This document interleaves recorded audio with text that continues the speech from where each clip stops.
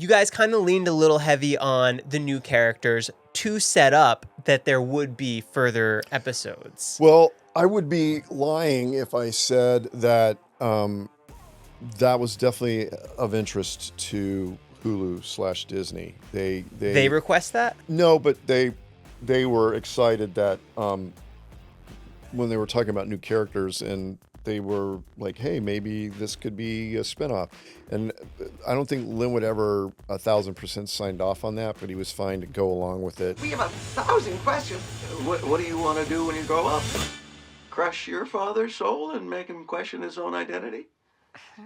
Excuse us a minute. Do you mind explaining what your role on all the shows are as far as writing, directing? Well, it's been different for obviously every show. When the first job I ever had was I was just there for Punch Up. I was just there to do jokes. And then I got then I was on a Nickelodeon show called All That, which was sketches. And that's really jokes. Is that Keenan and Kel, Lori Beth? Yeah. I did all those and did that for a year. And then I wrote a couple Keenan and Kel episodes, even though I wasn't on staff or one of those seasons.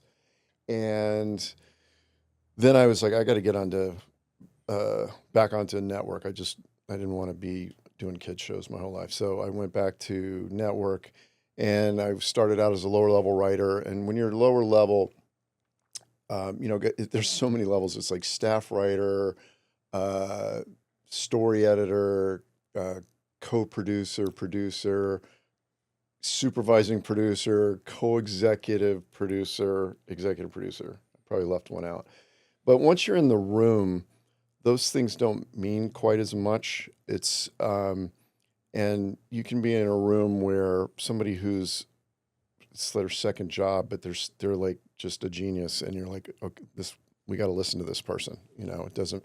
The co-executive producer may not be as in touch with what the show is as this other person. So it's in a constant state of flux from show to show. But I was just a writer, and then on Malcolm was the first show that I was on that lasted, and I got more experience. And you start mainly just doing, when you're a lower level writer, they kind of want jokes and speak up about story if things are grinding to a halt.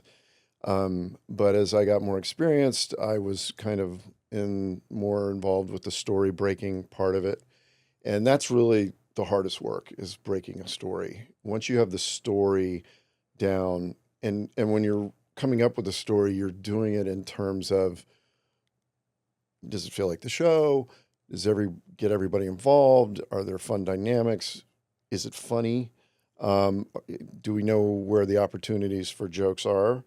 But breaking it is hard. And once you have the outline down and know where your act breaks are, then you can start filling it in and then adding the jokes and everything. Are you in those initial meetings with Malcolm when they're developing who Malcolm is, who Reese is, who Dewey is? No. I met Linwood while he had already written the Malcolm pilot, but he was working on this show that didn't really last called God, the Devil, and Bob. And I got hired onto that show, and Linwood and I had an overlap there of about 2 months, and then the Malcolm pilot got sold, and he went off to go do that. And then he brought it back after he'd shot it. And we were just like, oh my God, this thing is amazing. I mean, I'd never seen anything like it, because everything up to that point there was animation, but it was mainly multi-camera, laugh track shows. And so I wasn't involved in the conception of the characters. And then the show got greenlit to series, and he put together a staff, and that was also, God, the Devil, and Bob and Malcolm were on the Radford lot, just over there. And at some point, Linwood, he'd let some writers go, and he came and asked the showrunner, Matthew Carlson, of God, the Devil, and Bob, if he could borrow me and have me for like 2 or 3 days a week to work on Malcolm. So I was doing both shows for a while.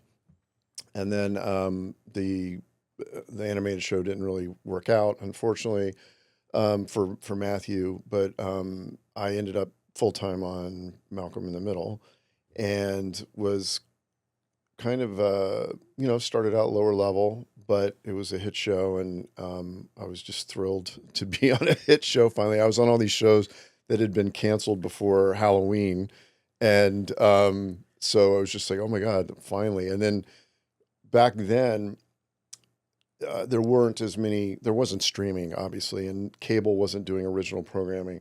So you had the networks, they would do a season of TV, all the shows, and then they would end in the spring and then come back in the summer. And if your show got canceled, you had to go into staffing season, which is just like musical chairs. The music plays for about 6 weeks. And when the music stops, if you don't have a chair, you're out of luck for maybe a year till the next round of staffing came along. So it was great being on a show that I knew was going to be around for a while, and I didn't have to worry about staffing season. That was just the worst. What do those early days of writing Malcolm for that first season look like? It was interesting because we wrote and shot the whole thing before it ever got on the air, and so we'd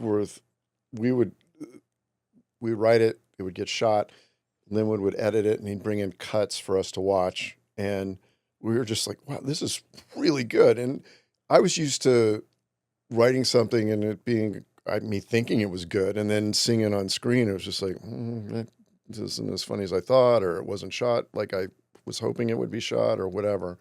And this thing was always elevated. It was always even better than it was on the page. So that was really refreshing. But Linwood just, he didn't have this track record of creating all these mega hits. So it wasn't like he had a lot of weight to throw around, but he threw it anyway. And like the network had all these changes. They had tested it, and the mother didn't test well, and they were like getting nervous. And one thing he had up his sleeve was, we've already shot it, so it is what it is at this point. But they wanted to bring the oldest son home from military school, and he just said no. And he just stuck to his guns. And I think he knew he had something special, and it was based on his own life, so it was very personal to him. So he didn't want it to get contaminated with a lot of worry notes that came from worry, instead of let's make this great. It was just like a lot of fretful, people aren't going to like the mother stuff. There's no laugh track.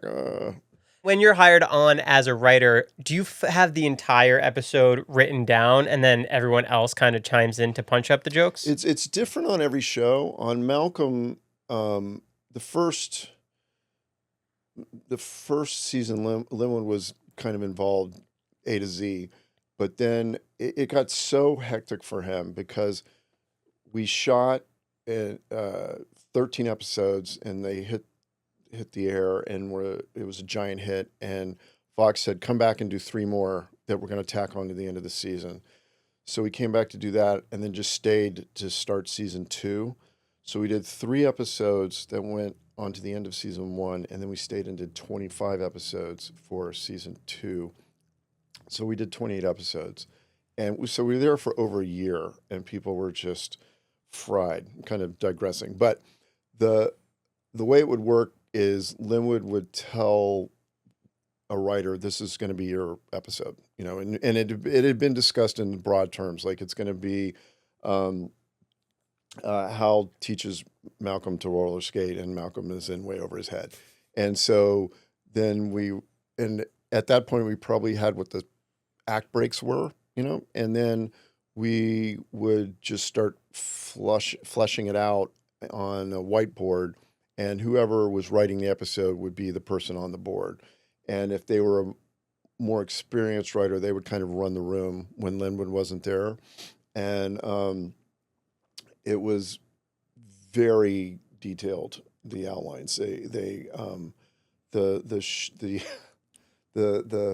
script coordinator, the writer's assistant who takes the notes, he actually had went out and got some binoculars so he could see what was on the whiteboard, even though it was only 15 feet away. Like the writing was so small to get all of that story onto one board.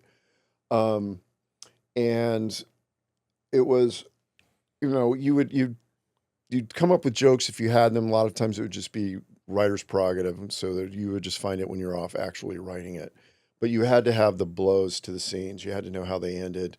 You had to know at least like what the core comic motor was in that scene. And we would also, I forgot about this, we would actually budget page count per scene to try to figure out if we were long or not. It's like, okay, you should be able to get that done in like a page and a half, or that's a 3-page scene. And then when it's all done, you add it up and just hope that you can, and it always came in long. Every script came in long, or at least mine did. And then you're going back through and trying to find stuff that you can strip out before you turn it in. Because how many minutes did it have to be? It kept getting shorter. I think for Malcolm, it had to be 21 minutes and 40 seconds or something like that. And this is funny. One time, the show aired on Sunday night, and one Monday we came in, and Linwood came in and said, "Did anybody notice anything about last night's episode?" And everybody's like, "No." He goes, and Linwood said, "They sped it up. They sped it up 30 seconds to get one more commercial in, which is about the most they can do it without The audio sounded a little. Yeah, but Linwood being Linwood and just having an eye for detail like nobody else noticed it, and he called them up and they said, "You caught us. Okay, we won't do it again. Sorry." Wow. But yeah.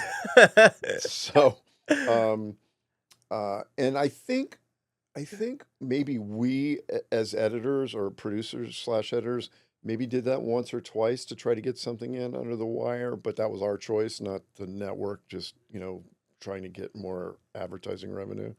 How often would you guys overshoot? It all the time. And then sometimes I think maybe once or twice we got special dispensation from the network that we could go over, but you really can't because that cuts into their advertising and that's where the money is. They love it when you come in short. There's a minimum that this episode has to be based on whatever network you're on. And we never had that problem. But yeah, you can't really go long. That's just not an option. And that's one of the things that's kind of so liberating about streaming is they still want it to be within a certain time range, but you don't have this thing of like, you have to hit a commercial by the 8-minute mark and the second commercial by the 15-minute mark and all that stuff. It's just, you just let it write a story and let it flow. And it's just a lot more natural and less constraining. On Malcolm, who was your favorite character to write for? Probably Hal, Hal and Reese. I mean, Reese was just so evil and stupid. It was just so fun. And then Brian or Hal, when we did the episode where Hal ended up covered in bees. Which he did his own stunts for. He did himself. And we were trying to figure out how are we going to do this. And Linwood said, "Let's just go ask Brian. Maybe he'll do it." And he did. And then at that point, we realized this guy will do anything if he thinks it's funny.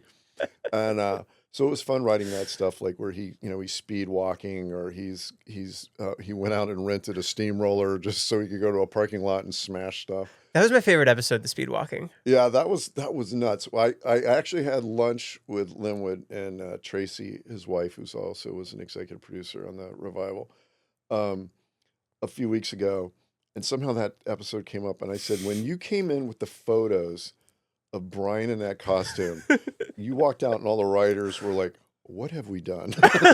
This is insane." But then he did it, and it was funny. And that's the thing with Brian. He's just like 1,000% commitment. I mean, it's such a bizarre, silly story, but he sells it like, he's curing leukemia or something. It's just so serious. And it wouldn't work otherwise, So they were fun. As far as like tertiary characters, I really loved Craig, who worked at the store.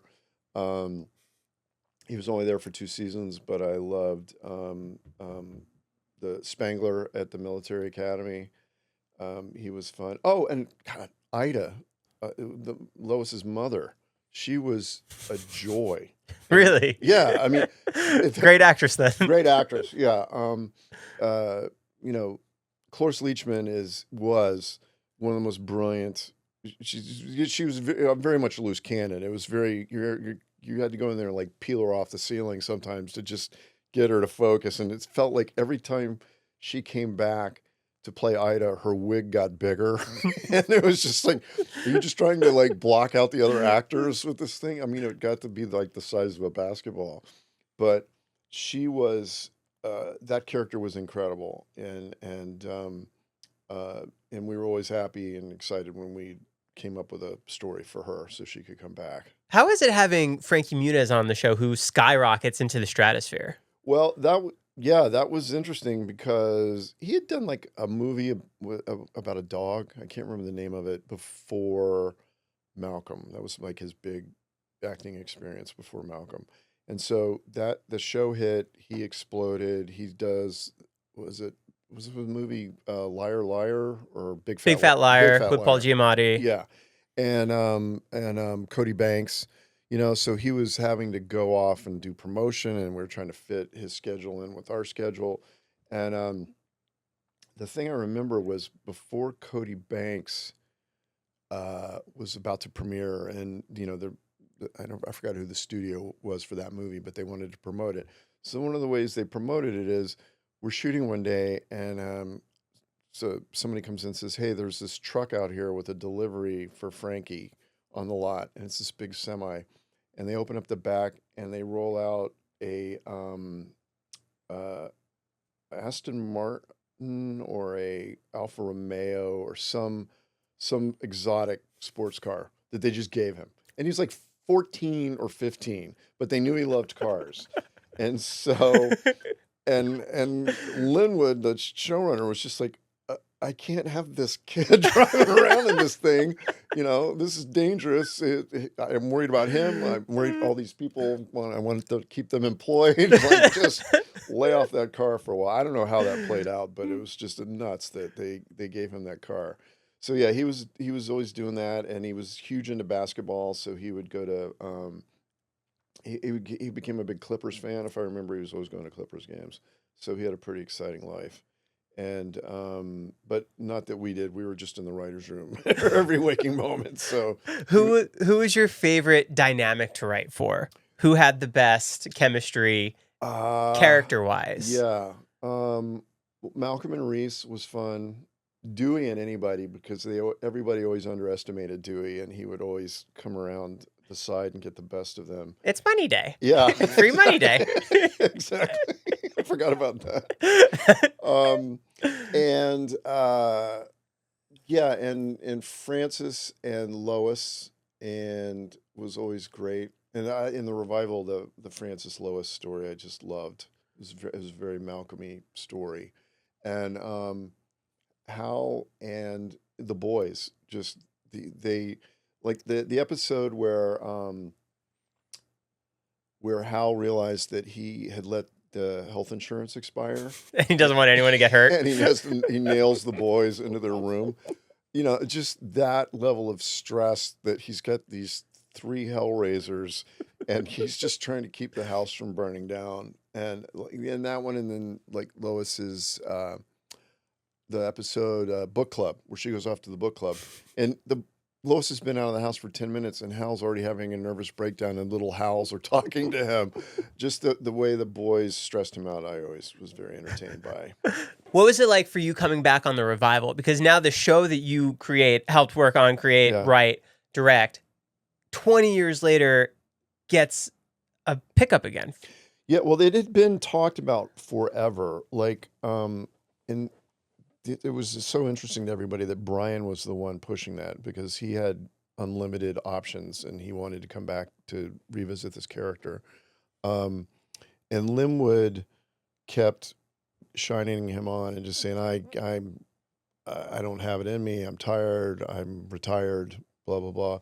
And Brian just wouldn't let up. And so at one point, Linwood said, okay, talk to Alex and Al Higgins and you guys knock around some ideas and bring something back to me. And if you can find something that I like, I will engage. And that didn't work so well because it just, with Linwood and just about any showrunner, it has to be an idea that they were in on the ground floor of, you know?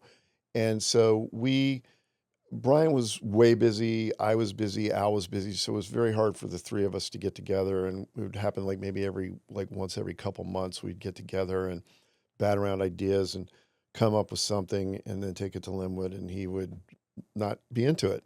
And I eventually just pulled myself out of the process. I said, fortunately, I'm kind of really busy right now, and when I do have downtime, I don't want to have this pressure to come up with this thing. So, is this when you're directing Young Sheldon? Yeah, I was doing a lot of Young Sheldons, and early on in Young Sheldon, I was doing a lot of other shows too. And I said, but if this thing goes and you get scripts, and I'll be happy to do punch up, whatever you want, I will be happy to be involved. But at this part of the process, I'm not available. So I didn't really hear from anybody for a while, and then they did figure out something, and he reunited with some of the other writers to generate the 4 scripts, and I think, but before that, I think he and Brian went in and pitched the overall arc of the 4 episodes, because it was originally going to be a movie. When I was in the process, it was going to be a movie, and it was always going to be about something that was going to bring the whole family back together, but Malcolm didn't want to be there. That was about as far as we got. And I think Al came up with this idea. This is when Cloris Leachman was still alive, and it was Ida's birthday, and Francis hated her so much, he brought out a cake with like 200 candles on it just to say, "You old hag." And Ida was such an alcoholic, and she blew the candles out. It just turned into a flamethrower and it burned the house down. It was very Malcolm-y. But that was just a story beat. I don't know where that went. I don't remember. But was there ever a storyline that Malcolm would be president in the revival? Like, did you guys ever toy with that possibility? No, I had some crazy. I mean, it was just out of desperation, just because we were just not coming up with anything that Linwood liked, and I had this very desperate idea that Malcolm was basically a not toxic, evil version of Elon Musk, where he was a robotics company, and he sent a robot version of himself to the family reunion because he didn't want to be there. But with him being president was never really on the table. I think it would have just overwhelmed everything else, and it would have been so big.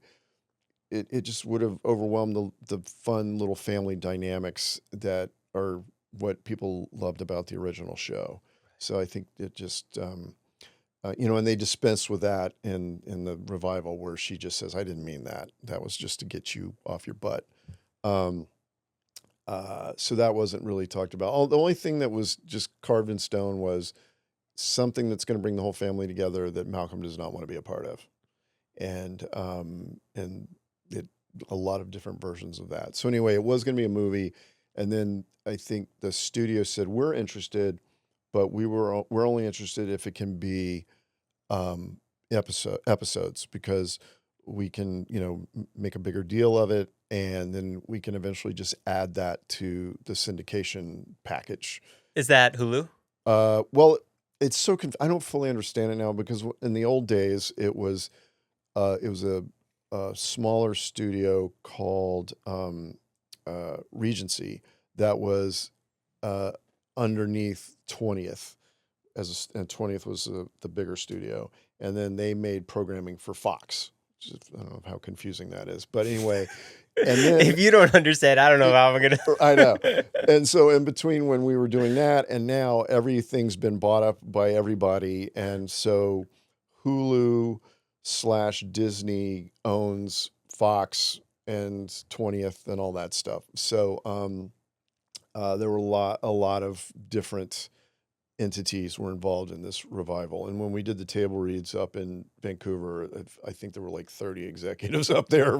Everybody was represented. It was crazy. Did you guys film it as a 2-hour movie, or you broke it up in the edit? Well, what we did, Well, the scripts were broken up and into 4 episodes. But did you adjust those into different beats so that it did have that storyline ending at a 30-minute? Yeah. Each one, we knew that each one was going to have like a kind of a big ending. The first one was when Malcolm runs away after he's been discovered that he has a daughter. And then the second one was Hal has overdosed. And then the third is the car wreck. And then the fourth is, the happy ending. But Ken Kwapis directed them all, who had directed a lot of the original series. So it was basically we were shooting a movie. It was just like you didn't shoot one episode and finish it and then move on to the next episode, because if you had scenes in all these different episodes that took place at the high school or whatever, you didn't want to have to keep going back to the high school. You would just go to the high school and shoot everything that was in all the episodes and then move on, and you were done with that part of it. And so it did feel like we were shooting a movie for sure. And we were up there for, I don't know, at least 4 weeks of prep. And then I think we shot it all in 5 weeks, something like that. Oh, wow. Yeah. When you find out that Dewey isn't going to come back, do you have to figure out a different storyline in writing him in? Well, when I was involved in this, trying to break a story, we knew that Eric wasn't really interested in coming back. We had hoped maybe we could condense it into something that would interest him, so he would only have to come back for a day or two. But for him, and I can't speak for him, I don't know what's in his heart, but I think it wasn't so much about he didn't want to do the work. He just didn't want to be famous anymore. It was just oppressive to him. He didn't like being recognized, and he wanted to just live a private life, and God bless him for that, But anyway, we were trying to make it something that wouldn't be a lot of his time in case he did decide he was open to it. So, I mean, at one point, I think we were talking about he was an astronaut, and so he was at a space station. So he was just he was always just going to be on a screen, so we could knock that out in a day or two. And so then when they found out for sure that he wasn't interested, they were going to cast him, and I was just like, okay, good luck with that. And then that kid they found was just like, just get this guy to legally change his name to Eric Persullivan, and no one would know the difference, And he was great, and he looked the part and everything. So you didn't really get the full mischievous Dewey element from the way it was, but you couldn't really do that because he's remote, and traveling the world as a concert pianist. But he had a presence, at least. That was important. Where did having Malcolm's daughter do the fourth wall come from? I think that was Linwood's idea, but I think it was, I think that came from the fact that he wanted her to sell the fact that she was kind of like another Malcolm. She was an oddball. She was really smart. She had trouble making friends. And so her friend was this invisible person that she would turn and talk to, who was the camera.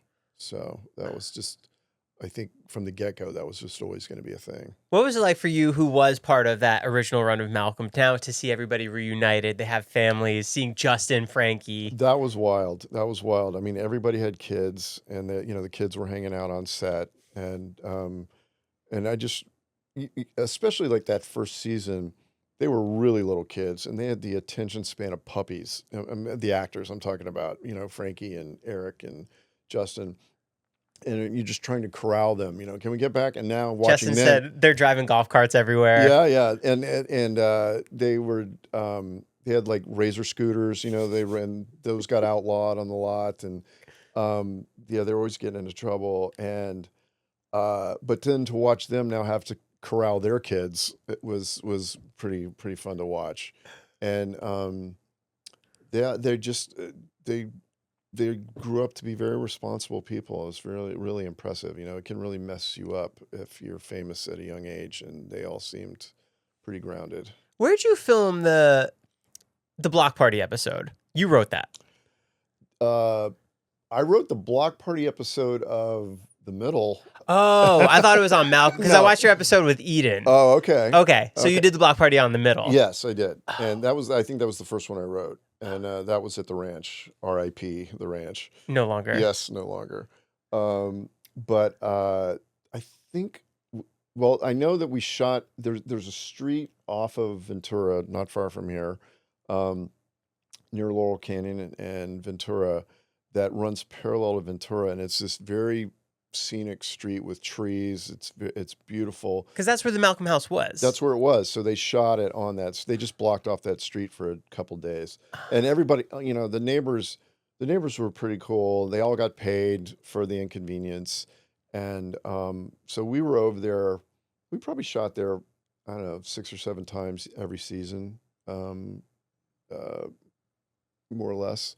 And we had some big things there. We had the one where Hal was in the feud with the garbage man, and we built this like mountain of garbage and we had to have a guard there overnight because we were shooting days and nights there for like 2 or 3 days, and a guard had to like stay there just to make sure people weren't tampering with the garbage and to make sure it stayed the same for continuity reasons and all of that. So yeah, we put that street through some experiences, but they all had a pretty good attitude about it. As a writer on a television show, do you get an estimated budget of what you'll have to do, and you can write a bigger episode where they go on location somewhere, or you have an explosion? Yeah, I think it basically, you have a budget you're trying to hit, and I think as long as it all balances out by the end of the season, you can go a little bigger. You can take from other episodes. Yeah, if you're the concept of a bottle episode,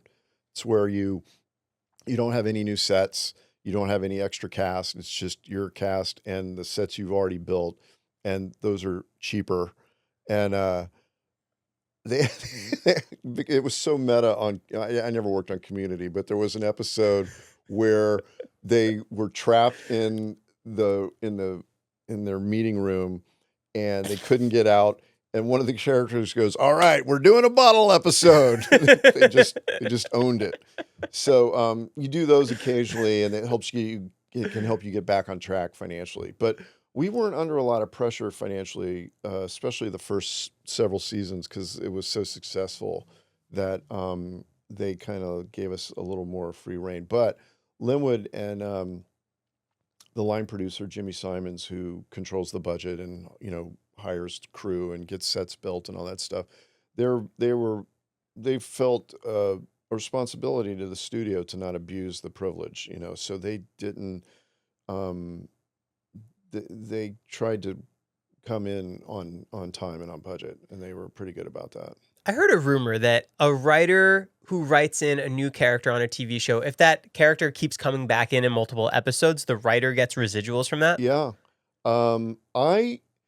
I got to follow up on that, because I wrote in the block party on the middle, the family that lived across the street, they didn't exist before that episode. So I should be there. You do get, it's not a lot. It's not like FU money. It's just, it's a couple $100 or something.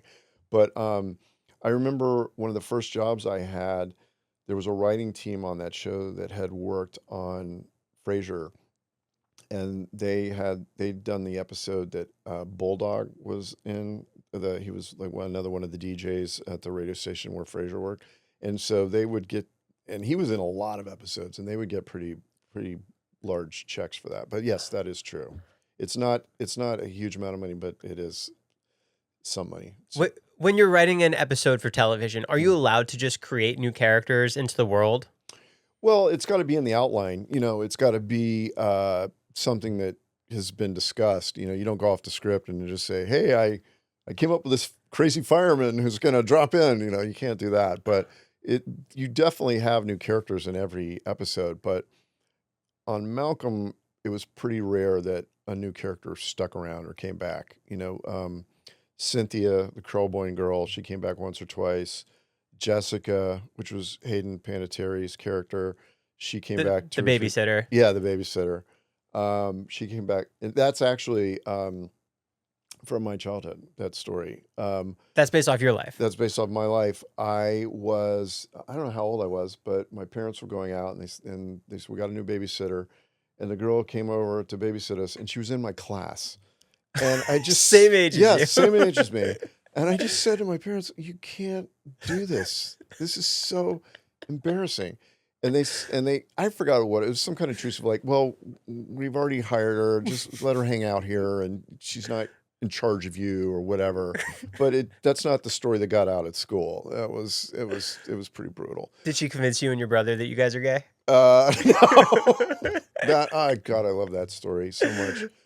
That was a different episode, but that episode, what I loved about it so much was she tricked both Malcolm and Reese into thinking the other one was gay, and they weren't jerks about it. They were super supportive, and they wanted to be there for their brother who was going through something and was going to have, issues because of this, because he could be ostracized at school or whatever. So they were going to be super supportive. That was just such a fun way to go with it. But when they were dancing to the ABBA song, I didn't direct that episode, but I was on set as the producer, and I told Frankie this when we were up in Vancouver. I said, we had that on the first take, but it was so fun to watch. I think we did 2 or 3 more takes because it just never stopped being funny. It was delightful. Yeah. And then to cut to the rest of the family watching them from the kitchen of like, what is going on here?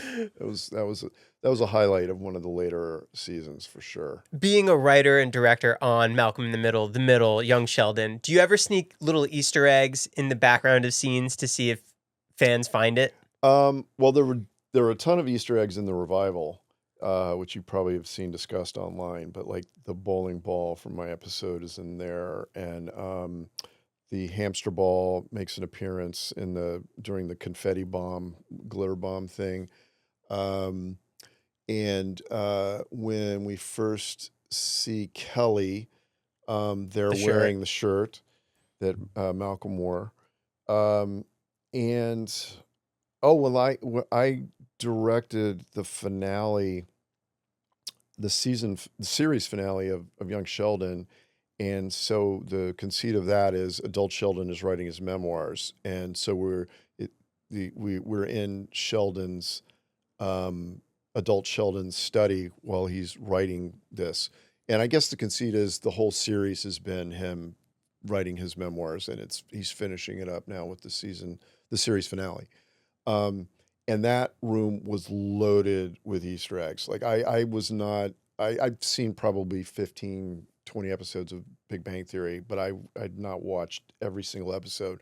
And for the diehard fans, there was just so much stuff in there. And it actually, sometimes the tail was wagging the dog a little bit of like, you've got to get a shot where we see that thing in the corner. It's like, well, I don't know. There's no reason for us to be over there, but okay, we'll create some reason that we see that thing back there. But those are the two that leap out to me. Just in a run of just doing an episode in the middle of the run of a show, they didn't really do that much. So when you hop into a new project like The Middle, how familiar do you have to be with the characters to understand the dynamic in order for you to direct an episode of television? Oh, well, on The Middle, I was already writing there, so I knew the characters. But the first time I directed on a show that I had not been involved in was a show that didn't last, that was shot in New York called Manhattan Love Story. That actually I had some promise, but it just never got off the ground. I loved Grandfathered too, and I know you directed on that. I do not understand why that show did not succeed. Great show, great cast. I just thought this thing's going to be 5-6 seasons easy, and it just did not catch on. I don't know why. They only did 1 season, and I did a couple of those. That was, and I did one with the first one I did. Bob Saget was in it, which was cool because he didn't remember this, and I didn't expect him to, but I was a stand-up a gazillion years ago, and he and I did a one-nighter together up in San Rafael or some little town in Marin. And he was just in town to do the one-nighter. He didn't even remember doing the gig, much less that I was his opening act. But that was pretty cool. But Stamos was awesome. The whole cast was just phenomenal. I was very. upset that shouldn't go. And one of the things that kind of hamstrung it was before I got there, there was, I don't know what happened, but they went way over budget with like the first 3 or 4 episodes. I think there may have been a different line producer there or whatever. And so by the time I got there was like no money. And so everything had to be, I think the original concept was, Stamos was hoping it would be like a non-douchey version of Entourage, where he's out on the town, but he's got this grandchild and child that he didn't know about, and that keeps pulling him back into being a more responsible person. But there just wasn't the money to go out and rent nightclubs on the Sunset Strip or whatever was originally conceived. So it got to be much smaller, but I don't think that's why it didn't get picked up. I can't explain why it didn't. Because they do all that money putting it together, promoting it. Like, why not? It was such a good show too. Yeah, and you got John Stamos. The guy was like created in a lab to be a TV star. So come on, let's do something here. When you're supposed to direct an episode that does have that big budget, there is the confetti cannons, the whole cast coming together. As a director, how do you prepare to make sure that you don't go over budget, that something doesn't get overlooked, so now you have to rent the stage for another 2 days to put something else behind?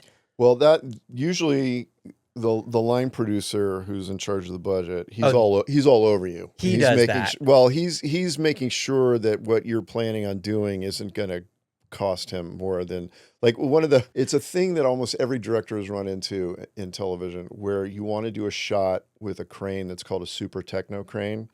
And it's a crane that telescopes out, but it's got a fully articulated head on it so that the camera can move in any direction, and you can control the focus. And if it's a zoom, you can make it zoom in and out from a little control panel, that's down on the ground. And they're super expensive. And when you bring one, you never have one of those that is just yours for this run of a season. You have to rent it, and you have to rent it from some crane company. And then the crane comes, and it comes with 2 or 3 guys who you're paying too. So it's a big deal when you get a super techno crane. How much is this? I don't even know. It's like thousands and thousands of dollars. It's a lot. And so if you're gonna use this, if you want a super techno crane, you better have a great justification for it. And almost every line producer, when the director says, I want to use a super tech, that's about as far as they get before they hear no. It's just like, no, we're not. You're just going to use an arm and with a camera on the end of it and improvise, figure it out. And you can be kind of short-sighted with it. Like on the Mindy project, I wanted to do a scene where Mindy's kissing a guy on the sidewalk, and everybody's not paying attention to them and just walking past. And I wanted to do a shot like straight overhead that just boomed straight up, and as the people passed. And we did that shot, but we did it with not a super techno crane. So as it boomed up, the dolly that it was mounted on had to back up to keep it over their head.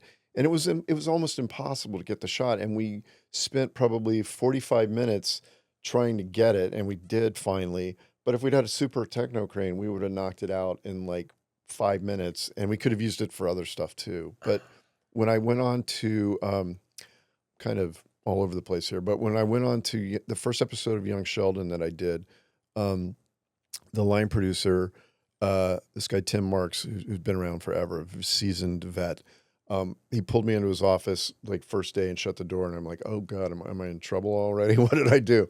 And he just said, look, the producers want this show to look like a Netflix show. They don't want it to look cheap or that we've cut corners or anything. And it's Chuck Lorre, who's a big deal. So if Chuck Lorre wants it, we can get it for you. So don't edit yourself. So I used a super techno crane like 3 different days on that first episode, and it was warranted all 3 times. And we saved money. Like we were shooting in a college auditorium, and we just had this arm that we could just swing the camera out all over the room and not have to like build a ramp to get a dolly up to this place or whatever. It saved us so much time and money. So that anyway, Super Techno Crane is a hot spot with line producers and directors. But anyway, you when you're doing something that is going to be a big thing like the confetti bomb or whatever, really the secret is you want to get as many cameras on it as possible so that if there's a problem with one of the cameras, you don't have to do it again, and you've got every possible angle covered. And that's expensive too. If you got to bring in another camera, you got to bring in a camera operator and a focus puller and all that stuff.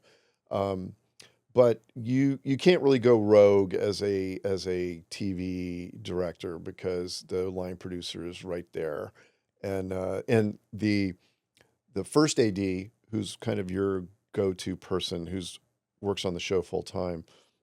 They're always having to report back to the line producer. Like I'm sure these conversations happen where the line producer goes in. I mean, the first AD goes into the line producer's office and says he wants to get, he wants to crash a car through this wall. I can't really, and then all these alarm bells go off. But yeah, you can't go rogue. You will be restrained. Were you on set in Malcolm when they take the golf cart and they're driving it into the pool and they're all slowly sinking? I wrote that episode and I was there. We shot it at a house out in San Marino that had this giant estate. I think we were there for 2 days, and that was a thing, man. That you think some boys just drive a golf cart into a pool and it sinks, but it had to be a controlled sink. You wanted it to go out and sit there for a second and then go straight down. And you had to tie the boys in, or else they would start floating. You wanted them to go down, so there were scuba guys under the pool to get them out of there as soon as they went below the surface. Because I don't remember how long it was in the cut, but pretty soon after the thing disappeared under the water, the scuba guys were in there, freeing them up so they could get out of there. But I think it was two separate gags. I think the golf cart going into the pool was one, and I don't think the boys were on that golf cart. And then they positioned the golf cart in the middle of the pool, put the boys in it, and then there was some kind of flotation thing underneath it that they undid so that it started to sink. But yeah, that was a big thing. That was that, and knocking the table over so that it could drive over the thing, over the banquet table. That ended up being a really popular episode. I love that episode, but it's not in my own personal top 5. But when I see stuff online, it's like fans love that episode. What's your favorite episode of Malcolm that you wrote or directed? Well, let's just talk about writing because I only directed 2. I guess I'm probably supposed to say bowling is my favorite, but when he bowls a perfect game. Yeah, and it's the 2 different worlds where one side mom takes him bowling and the other side dad. But for me, my favorite episode that I did is Lois's birthday. That's the first one I wrote, and it's the first episode I ever wrote that actually had like a lot of heart to it, and it's a very special episode to me. But bowling's certainly in there. It's an insane episode, but Christmas trees, where Hal and the boys start selling Christmas trees, and then the neighbors call the police on them, so they have to put the Christmas trees inside the house. I just loved how silly that one was. And I think I wrote the episode where it's another Christmas episode where Lois destroys the car in the demolition derby in the parking lot of the mall. And so Christmas, they don't have any money. And everybody has to make gifts, and everybody's gift is super thankful. And Hal sucks, so he lies and just says, "We're getting in the car." And they take the road trip all around. They don't know where they're going. Hal has no idea. That one was fun. And Carnival, I liked that one a lot. That was Carnival and bowling both came out of Linwood had us take a breath in season 2 and say, let's just, we've done some good stuff here, but let's just try to think outside the box and do some stuff that we haven't done yet, or we haven't seen other people do. And that's how bowling came up. And then also I remembered when I was a kid watching reruns of the Dick Van Dyke Show. And every once in a while, they would do a scary episode of Dick Van Dyke. And so I said, what about a scary episode? And I didn't have the carnival thing in mind. That was just came out of pitching around ideas for what could we do that's scary, so that they get to an abandoned carnival and all the sideshow, freak show characters are chasing them around. So that was fun. How does it work with when you're creating the season out? The network buys 22 episodes or 24 episodes. Mm-hmm. Does Linwood have those 24 episodes, like you said, the outline, and then the writers come in and say, okay, this is how we're going to flesh it out? Or is Linwood and the writers coming up with, hey, what about for this episode we do this, then this, and then you flesh it out? As a season, you mean? Yeah, you don't. I don't know that we ever started a season knowing how the season was going to end. I think the final season we knew it was going to end with Malcolm graduating from high school, but I think it kind of just was. It's such a mad scramble just to try to generate scripts, and I think maybe when you get to the last 4 or 5, you start thinking about what is the finish line of the season. Of the season, yeah. But other than that, the only arc really for the season is what is Francis doing. Like the first 2 seasons, he was at the military academy, and then he was in Alaska for a season, and then the rest, and then for 3 seasons, he was at the Dude Ranch, and then he quit. Yeah, and then I think we were having trouble coming up with stories, and so we changed it to where he wasn't in every episode. He was in like 10 of 22 or something like that. And we felt bad for Chris, so I think that they let him direct some episodes, like as a, to help soften the blow, because they didn't want him living at home with Piama. It would have another thing that would have just overwhelmed what the show was. I think that was the thinking behind it. I don't know for sure, but so that was really the only thing that carried it through. And then with Lois having a kid, she had Jamie, and then that generated stories. But one of the funny things is, I think season 2, Jane, the actress, was pregnant, but Lois wasn't. So half the time she was walking around, she had to have a laundry basket in front of her, or just something that blocked her from the waist down, or from the neck down.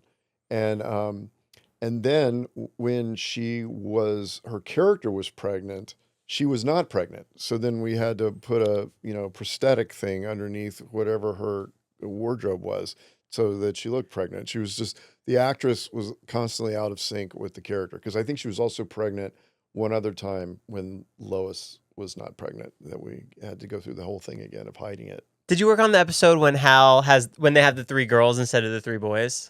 Yes. And yeah. Hal wears the fat suit? Yeah. That was, that idea actually came from, I think, the niece of the costume designer, Heidi Kaczynski. Her niece had this idea, and I think she said, my niece has a great idea. Can she come pitch it to Linwood? And I'm scared to pitch to Linwood. And this 10-year-old girl came in and pitched this idea, and he's like, that's great, let's do it. And I think it actually ended up being one of the best episodes of that season. But the really smart thing that Linwood did, that everybody, I think everybody was in a very lazy way thinking, oh, we'll just have our boy actors dress up like girls, and that'll be funny. But Linwood very smartly said, then the joke is the boys dressed as girls. And what we're trying to get at is the emotional story of Lois finally having a house full of girls and not having all this obnoxious boy energy that she has to deal with. And that was the right call, and we couldn't fit the character Francis into that. So we said, okay, we can have fun with that. We'll just have that one scene where Chris comes in dressed as the female version of Francis. That'll scratch that itch that we all have to see the boys as girls. As a writer on television shows, is it ever a concern of yours that an actor is going to skyrocket and they won't want to come back and do another season? Well, they're contractually obligated. You know, that's the studios are not. They must have been burned early on at one point because when you get cast into a pilot before it even goes to series, you sign a contract that locks you in for 6 years, and so you can't. Oh, it's 6 years Yeah, normally. I think that's the standard. Is it's 6 years, but most of the time, not all the time, if a show is a out of the box hit, the studio will go back and revisit those contracts and give people a little more boost in salary than what they were going to get. Because that's like Topher Grace, That 70s Show, and Steve Carell in The Office. Yeah, yeah, Where the show continues without one of the main stars. yeah, yeah. And I think for I'm not. I mean, I can't speak for either one of them. I don't know why they didn't want to come back. I don't know if it was money or they just had a lot of other opportunities. I'm sure Carell did for sure. And by the way, one of the first jobs I ever worked on, Steve Carell was in it. It was his first network acting job, and he was a prince. He is the coolest guy, and from what I knew, writers on The Office, and he never changed. He was always just the best guy. Just a great, solid dude. What was the show? Oh God, it was called Over the Top, starring Tim Curry and Annie Potts, who I worked with later on Young Sheldon, and it had a lot of potential, and it got kind of watered down by the network. But Tim Curry played a out of work, self-destructive actor who drank too much, womanized too much, and was unhireable. And he had a big career at one point, and he's basically destitute. And his ex-wife, played by Annie Potts, is running a small hotel in Manhattan, and she lets him stay there. And Steve Carell played the cook at the hotel. His name was Yorgo. It's very broad. And he was from some Eastern European country. And it just turned out he was Tim Curry's character's biggest fan. And so he just worshipped him and would do whatever Tim Curry's character asked him to do. And it was kind of a ridiculous show, but it was going to be funny because the character was so depraved, Tim Curry's character. But it was ABC, and they got nervous about it, and it was going to be on with this Dan Aykroyd show called Soul Man, I think, where he's a priest. And they're like, you can't have this guy, in a bondage outfit, and then we're coming to Dan Aykroyd as a priest. It's just like just tone it down, and it just got watered down into kind of a very soft show, which was too bad. But yeah, that was Steve Carell, and he was awesome. Everybody loved him. This is a two-part question. As a writer on television shows, what sitcom do you think had the best writing, and what drama today do you think has the best writing? I can't name just one sitcom, and I'm going to take Malcolm out of this because it's just I don't want to. So forget Malcolm. The show. I wasn't a huge. Let me rephrase that. I'll just give you a list. I loved Everybody Loves Raymond. I talked to Phil Rosenthal. Oh, really? Yeah. He's great. He's amazing. And that show was a very subtly subversive show because it was a family show, but nobody liked each other, and that's a lot of families are like that. And he kind of snuck that in that, everybody's at each other's throats all the time. I think when they were making the pilot, the studio or the network, I don't think the network knew what they were getting into, but I love that show. Arrested Development, for sure, and 30 Rock. I mean, 30 Rock, I don't know that you can have more jokes per second or per minute in an episode of a television show than 30 Rock. That show was incredible. And as far as the show I'm in love with right now, and it's very funny, although that's not its main calling card, is Widow's Bay. On Apple. Yeah, it's phenomenal. I'll give it a shot. It's so scary. It's like I'm there because it's funny, and then the scary stuff happens. I'm like, why am I watching this? I don't like scary stuff, but it's so funny, And Matthew Reese is incredible. It's just a great cast. I'm blown away by that show. Because I'm watching Neighbors and Friends, and that promo always comes up, Widow's Bay. Oh yeah. Well, they're all Fox shows. I mean, Apple shows. Yeah. And there's shows. I watch a lot more drama than I do comedy. And I loved Severance. That show was incredible. I've never seen a show like that. And then there's shows that not enough people watched, like Warrior. Do you know that show? I think it started on Cinemax and then moved to HBO Max or whatever it was called. And it was set in Gold Rush, San Francisco. And it centers on this dude who comes over from China looking for his sister in San Francisco. And he's battling the racism of 1840s San Francisco, and the Chinese are held in very low regard by the Irish, who feel like the Chinese have come in and taken all their jobs.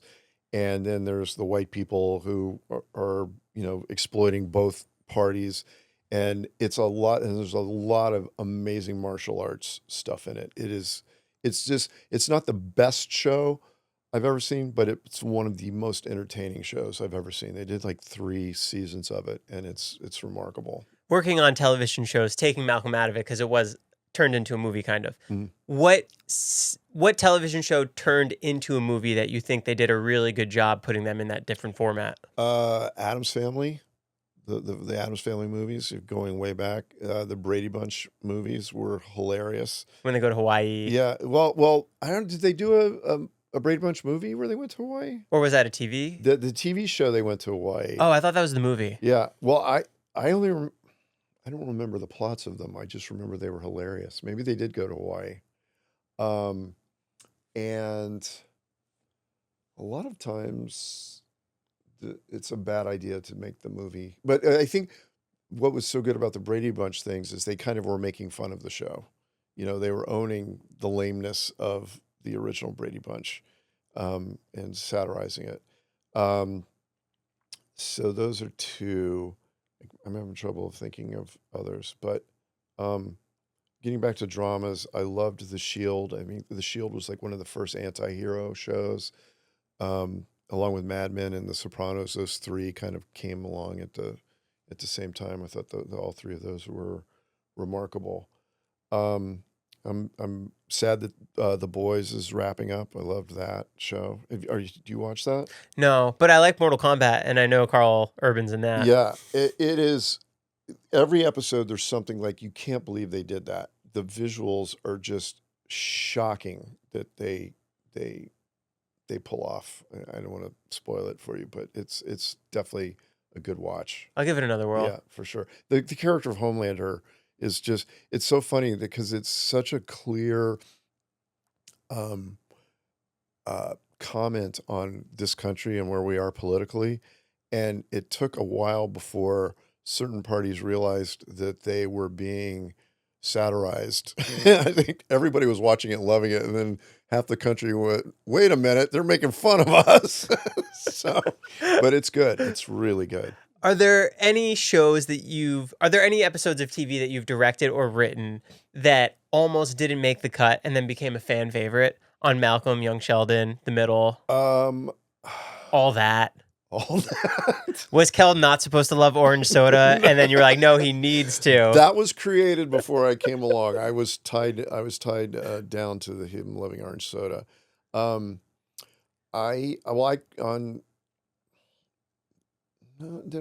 that was kind of already set when I got there. I'm trying to think of anything. There's things where I was like, certain episodes that I directed where I was like, that came out okay, and then people love it. I don't want to say which ones they were because I don't want people knowing that I didn't like a particular episode. But certain episodes I did, like, I knew this was going to be liked. Like on Young Sheldon, I did the finale and I did the episode where, spoiler spoiler alert, they find out the dad died. Those are two really powerful episodes that were very emotional to make. But before that, I did the episode where the family gets audited, and Steve Milaro, who was the showrunner, said that we're trying to come up with some way this isn't boring, so we want, and at the time the Queen's Gambit was a big deal, so we want to do this fantasy sequence where the back and forth between Sheldon and the IRS official is a chess match. And so I had not watched Queen's Gambit, so I boned up and watched all of it. It was phenomenal, and then just kind of incorporated that camera language into that episode, and everybody was really happy with how that one turned out. I was very pleased with that one. I loved Queen's Gambit, and for something like that, it's only one season. Does the network ever try and get you to do another one and keep the world going? It's above my pay grade, but I've heard, Hulu is really wanting more Malcolm. It's just a question of, Linwood has been pretty adamant that this was a one and done situation for him. It was hard enough for him to, and it takes a lot. Running a single camera comedy is a very, very, very hard job. It's a little easier. This was a little easier because they were able to write it all, then shoot it all, and then edit it all. But when you're doing 22 or 24 episodes, you're doing all three at the same time, and everywhere you are, you're needed somewhere else. And it's very draining. And I think Linwood's still not recovered from the original series. I mean, it was just a backbreaker. So yeah, I think because it did so well, the revival, it did these huge numbers that's opening weekend. And from what I've heard, the numbers are holding up, and it's also elevated the original series, the viewings that it's. I went back and rewatched it. The whole thing? Yeah. Oh, wow. Okay. The first few seasons are a little tough because it's not HD. Yeah. They're grainy, which is... Yeah. Let's get that updated. Yeah, they were... Well, the camera operators were told, shoot 4:3, but protect for 16:9. But sometimes they didn't do a very good job, and there would be a C-stand off to the side, and you've seen the stuff where, like, Malcolm's talking to somebody and it's not Dewey next to him. It's like some kid stand-in, because it's in the 4:3, you're just seeing a shoulder. But when it goes out to 16:9, you see, oh, that's not Dewey at all, is it? Were you part of the episodes where I think it's the mic guy is in the kitchen with Lois? Oh, the bucket with the red dress. That was in the first season, and so in the first season I was just in the writer's room. I was never on set. But Linwood has such an eye for detail, and that he missed that is just unbelievable. I think they had already locked you edit it and you lock picture, and then once picture's locked, then you start going in with sound and adding whatever visual effects or whatever that have to be added, and music and all that stuff. And once picture was locked, at some point in the process, he noticed it or somebody noticed it. And I'm told when he saw it, he laughed his ass off. He could not believe that nobody had seen it before that point. And so he just said, just leave it in, What about when they're at the the explosion in the desert? Mm-hmm. You could see that it's not Bryan Cranston. There's another body double there next to the two boys. Oh, I didn't know that. Because of the high def thing? Or? No, that was they just used another shot, and it was just obviously not him? The stand-in was not Bryan Cranston. Oh, okay. I got to go back and look at that. That was one. When he did, when Breaking Bad hit the air, after the first episode, I texted him and I said, "You're out in the middle of the desert in your underwear. So much has changed." It's just because I was thinking about that episode. But the one thing that we did on purpose, that in the second to last episode of Morp, where Malcolm and the Outcast kids throw their own prom, the opening shot of the real prom, the camera booms up out of the crowd, and in the very back, can't tell it's us, but it's me and Linwood dancing. And I'm wearing a baseball cap. I'm just wearing my street clothes, and Linwood's in a t-shirt. And what happened was the director wanted to do one more take because he was convinced something wasn't right in the very back of the room, and it's in this giant gymnasium. And we were like, "There's no one's ever going to see it." But he wanted to go again, so we went. And so to prove a point, Linwood dragged me back there, and then we stood up and we're dancing back there. And the director never saw it. Nobody knows it's there, but if you go back and watch that episode, you can see us back there. I've got a baseball cap on, and I'm just doing some stupid dance. Correct me if I'm wrong. I feel like we're homies at this point. You can tell me the truth. Sure. I feel like in the revival, you guys kind of leaned a little heavy on the new characters to set up that there would be further episodes. Well, I would be lying if I said that that was definitely of interest to Hulu/Disney. They request that? No, but they were excited that when they were talking about new characters, and they were like, "Hey, maybe this could be a spinoff." And I don't think Linwood ever 1,000% signed off on that, but he was fine to go along with it. And whatever, if something came of that, I don't think he would be involved. And then if he's not involved, how do you do it? It's just so specific to what's in his head, all of that stuff. But that's definitely something that people were thinking about, like that Malcolm and his daughter, or just the daughter having her own show. I don't know what is the fallout or the aftermath of that, but I know people really liked that character and liked them together. So maybe that's being talked about. I have no idea. Was there ever a possibility of making Reese really successful, having $1 billion idea and just running with it? I don't know that it was ever talked about. I would have bumped on that only because, and nobody cares, but I would have bumped on it in Young Sheldon / Big Bang. His brother Georgie, who was dumb and just like all he cared about was girls and cars. He ends up being fabulously wealthy when I think Jerry O'Connell plays in Big Bang, and he owns a nationwide chain of tire stores. And it just adds to Sheldon's frustration that this guy who's a complete dumbass, and they made him less dumb for the series and the spinoff, Georgie and Mandy's First Marriage. He's a very winning character now, but he's not Sheldon. Sheldon was a genius, and then this kind of basic everyman dude goes off and makes a fortune. So it would have felt a little familiar to me if they had done that, but I don't know that it was ever discussed. But they did sort of. I don't know if what was discussed, if it was I don't know if it was ever discussed bringing back the fact that he was a master chef, because that sort of was not in there at all. So I don't know if they just had too many other fish to fry that they just couldn't service that part of it. But, they had fun with him doing the Professor Dum Dum. If a Malcolm spinoff came about, would you want to be involved? Would you, in what kind of way? I had a blast doing what I did, which was I did punch up on all the episodes, and then I was on set with Linwood for the whole time during prep and during production, and basically just another set of eyes, because he wanted me up there. He said, you've been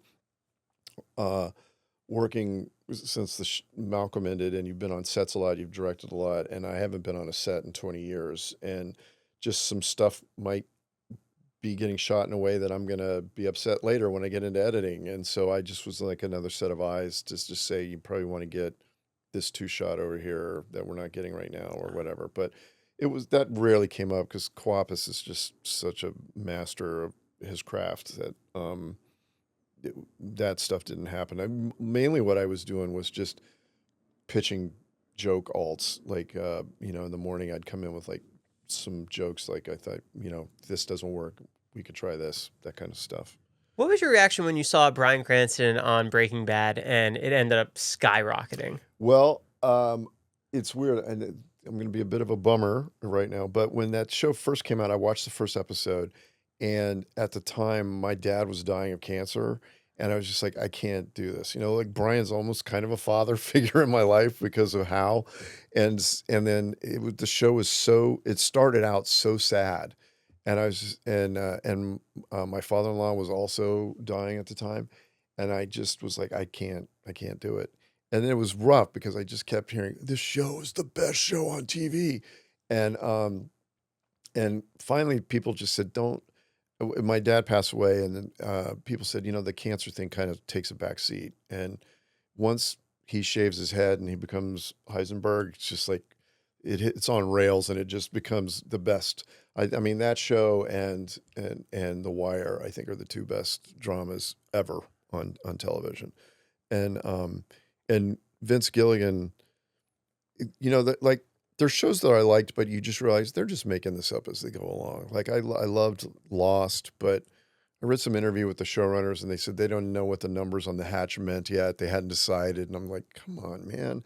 And then on Breaking Bad, you just feel like he's thought it through, everything through. Like the season that starts with the doll's eye in the pool, and then it just keeps expanding out from that with every cold open, and then you realize that it's part of a plane crash, and the plane crash happened because of something that Walter White did. I mean, it's just brilliant. It's one of those shows where I literally get chills and I get emotional watching it because I feel like I'm watching a true genius, which doesn't happen very often. It's just so good.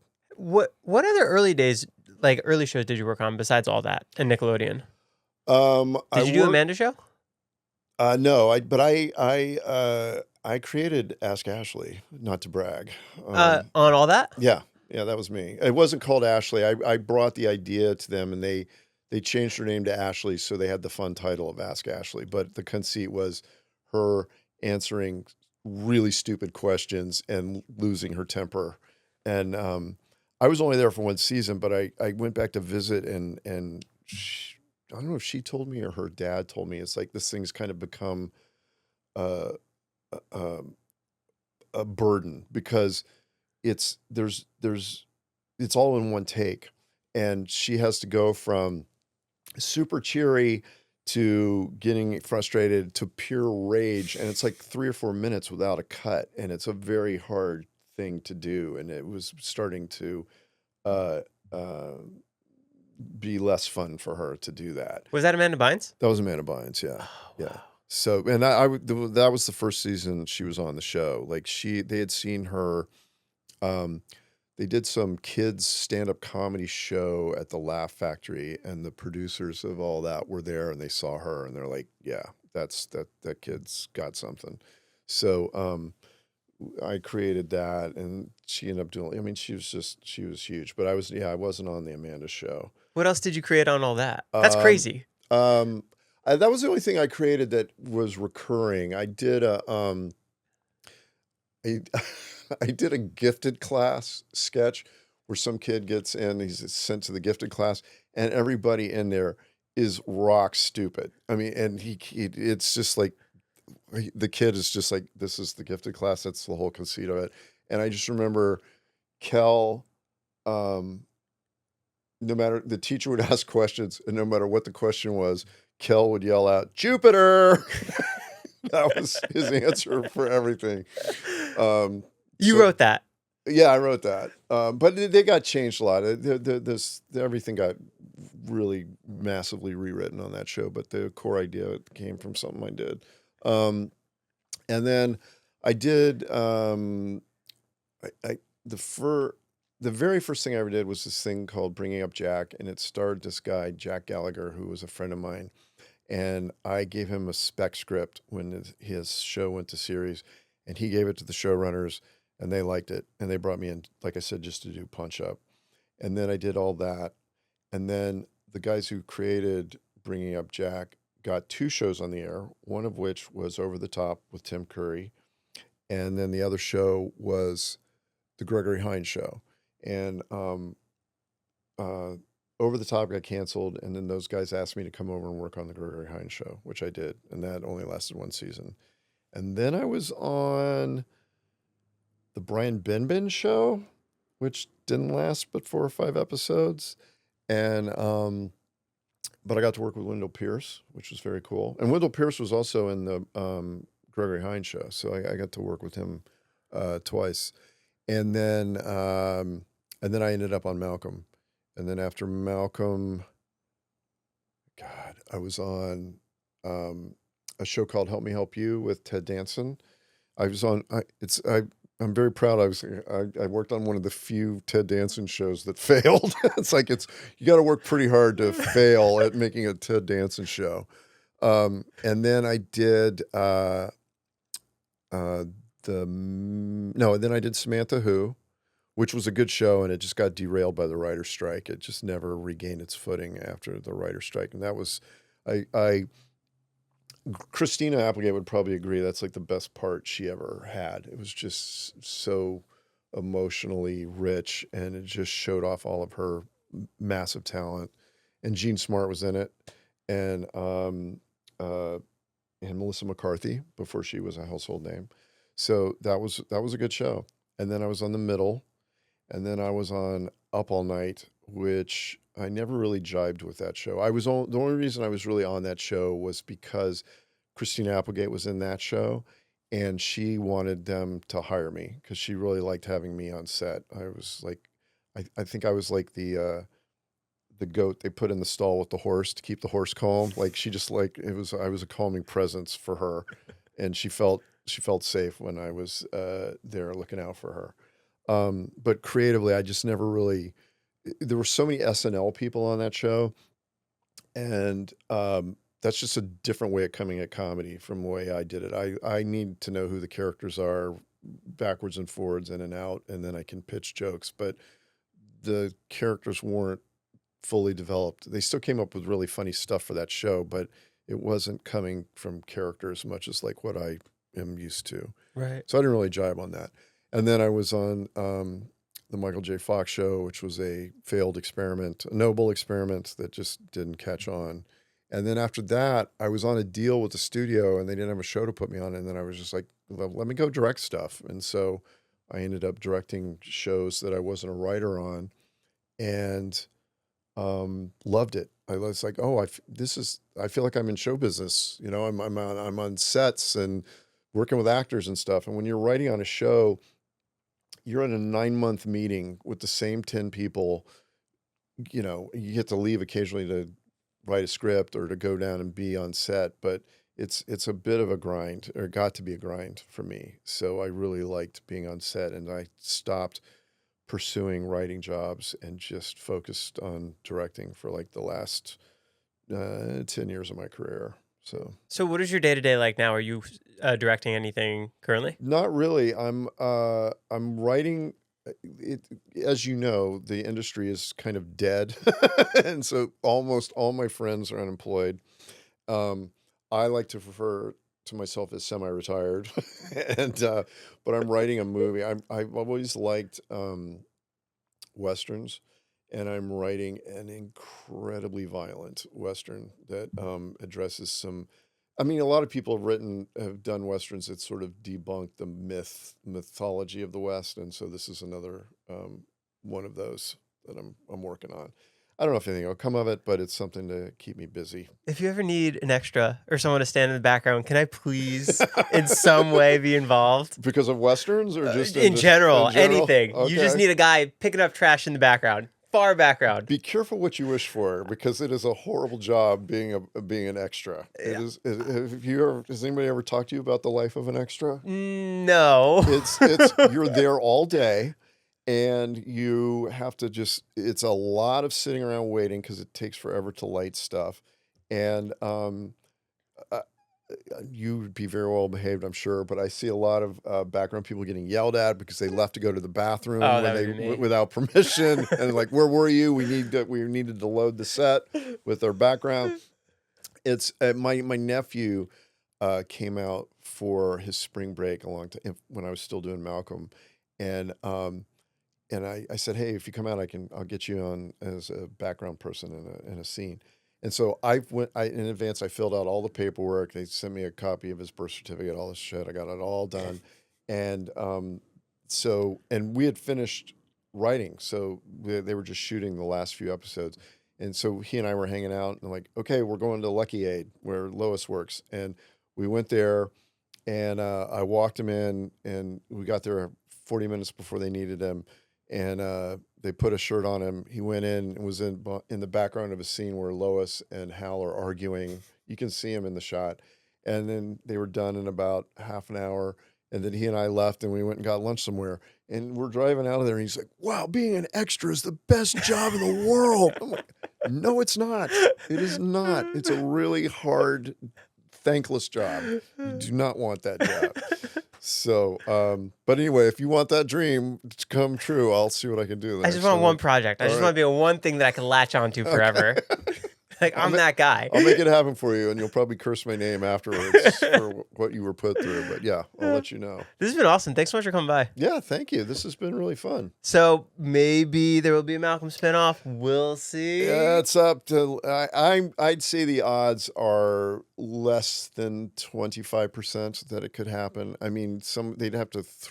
First off, Linwood has to have an idea that he's in love with. 2, they have to throw a shitload of money at him and at Brian. And Brian, you got to get Brian involved again. I mean, Brian might say, "Okay, I'm done. I came back and revisited that character. I don't need to do it again." And that would be totally understandable if he felt that way. I feel like Frankie would do it. Justin said he would do it. Oh, I think Frankie would totally do it. And Frankie was so good in the revival. When we were done. Like the whole, everybody finished except for Brian, and then the last 2 days we just did the trip stuff of him in therapy with himself. So when we had this kind of like goodbye thing and everybody saying goodbye to each other, and I told Frankie, I said, "Man, if you're interested in rebooting your acting career, this is gonna really help, because you were so good in this, and he's so winning, and yeah, he just blew me away." And so, yeah, I think he would be interested. I can't speak for him, but I think he would be interested. Jane probably would be into it, but it's the big question marks are Brian and Linwood. You can't do it without either one of them. So, right. he doesn't live far from here. You have to get him over here. I'll ask him. Okay. Awesome. Yeah, get him to do it. Cool. Thanks for coming by. Yeah, man. Thanks. This was great. That was great.